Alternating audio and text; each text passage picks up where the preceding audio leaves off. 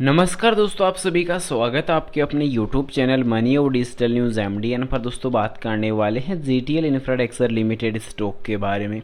So guys, अभी के time GTL infra में अगर देखा जाए तो दोस्तों गिरावट जो थी वो थमती हुई नजर आई है। तो फिलहाल अभी के टाइम कमेंट्स से देखने को मिल रहे हैं कि अब मंडे सेशन को लेकर क्या अपडेट रहने वाली है, साथ ही साथ टेक्निकली और फंडामेंटली जो डेटा है वो किस प्रकार का नजर आ रहा है, तो वो भी जानने वाले हैं। साथ ही साथ दोस्तों अभी के टाइम मिड टर्म पे और दोस्तों अभी के टाइम क्वार्टर फोर पहले दोस्तों कितनी जंप हम लोगों को नजर आ सकती है, तो वो भी जानने वाले हैं। और एक अच्छी स्टॉक की पहचान के लिए कंपनी में क्या क्या नेगेटिविटी है और क्या क्या पॉजिटिविटी। तो सबसे पहले प्राइस के रूप में अगर हम बात करें तो ₹1.65 पर लगातार पिछले 2 सेशन से क्लोजिंग देखने को नजर आ रही है।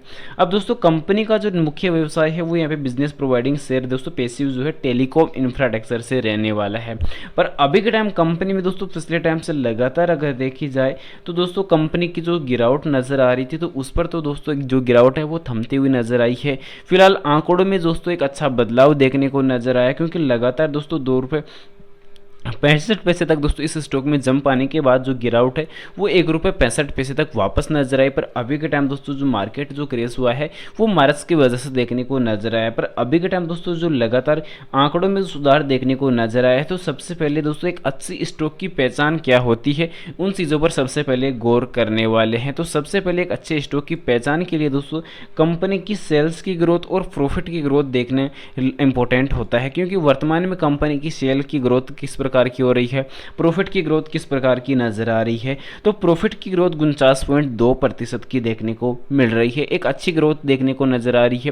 प्रॉफिट के बाद अगला जो निकल के आता है सेल्स की ग्रोथ। सेल्स की ग्रोथ दोस्तों बढ़ती हुई होनी चाहिए, पर अभी के टाइम दोस्तों सेल्स की ग्रोथ अगर देखी जाए तो वो नेगेटिव नॉर्मल गिरावट पर रहने वाली है। तो ये एक पॉइंट दोस्तों नोट करने लायक रहने वाला। अगला जो निकल के आता है ऑपरेटिंग प्रॉफिट मार्जिन।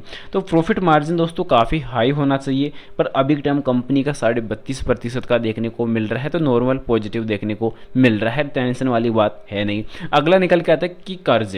तो दोस्तों कंपनी के ऊपर जो कर्ज है वो या तो किसी भी कंपनी के ऊपर कर्ज या तो कम से कम होना चाहिए या बिल्कुल भी नहीं होना चाहिए। तो कंपनी के ऊपर सबसे बड़ी समस्या कर्ज की देखने को मिल रही है, तो नेगेटिव पॉइंट सबसे बड़ा कर्ज का देखने को मिलने वाला है। अगला जो निकल के आता है इक्विटी पर रिटर्न ऑफ इक्विटी में अगर देखा जाए तो कंपनी का जो डेटा है वो अवेलेबल है नहीं, तो इसका मतलब दोस्तों इक्विटी पर जो रिटर्न है वो कंपनी दे नहीं रही है।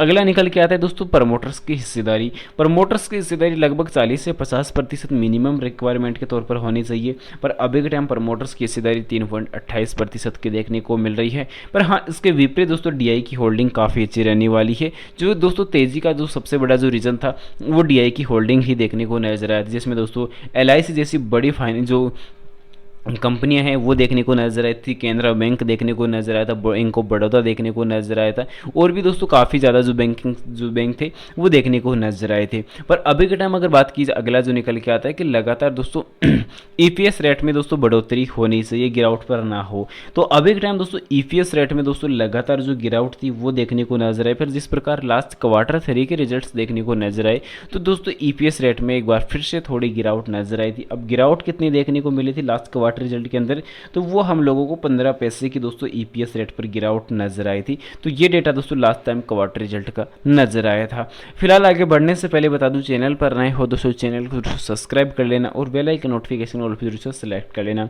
अब दोस्तों आगे के प्रॉफिट और टारगेट्स की अगर बात की जाए, तेजी की अगर हम बात करें तो दोस्तों हम लोगों को ऑलरेडी पता है कि दोस्तों अब जल्द ही जो है मई के अंदर दोस्तों जो स्पेक्ट्रम नीलामी होने वाली है। तो कहीं ना कहीं दोस्तों अगर जीटीएल इंफ्रा को लेकर भी दोस्तों काफ़ी ज़्यादा जो है आउटलुक्स देखने को मिल रही है कि कंपनी दोस्तों अडानी की कंपनी की तरफ से दोस्तों जो है ऑक्शन में भाग लेने वाली है। और अगर ऐसा अगर होता है दोस्तों तो उसमें एक बढ़िया प्रॉफिट देखने को फिर मिल सकता है कि कंपनी का जो कर्ज है वो कहीं ना कहीं दोस्तों तेज़ी से कम होता हुआ नज़र आ सकता है। और कंपनी का अगर कर्ज अगर टोटल खत्म होता है तो फिर दोस्तों प्रॉफिट ग्रोथ, सेल्स की ग्रोथ भी हम लोगों को एक अच्छी ग्रोथ के तौर पर नजर आएगी।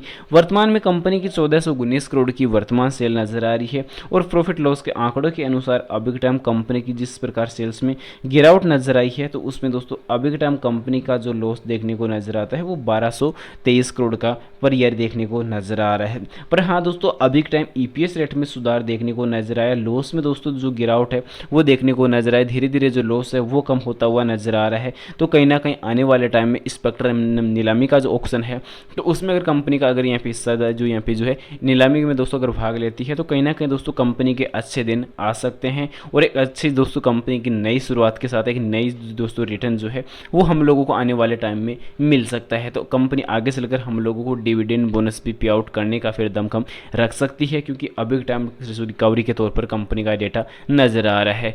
फिलहाल दोस्तों आपकी नज़र में इस स्टॉक की और कोई बेसिक जानकारी हो तो कमेंट सेक्शन में जरूर से बता देना। उम्मीद करता हूँ जानकारी पसंद आई होगी। पसंद आती वीडियो को लाइक कर देना, चैनल पर नए हो दोस्तों चैनल को जरूर से सब्सक्राइब कर देना और जानकारी को ज़्यादा से ज़्यादा शेयर जरूर से कर देना।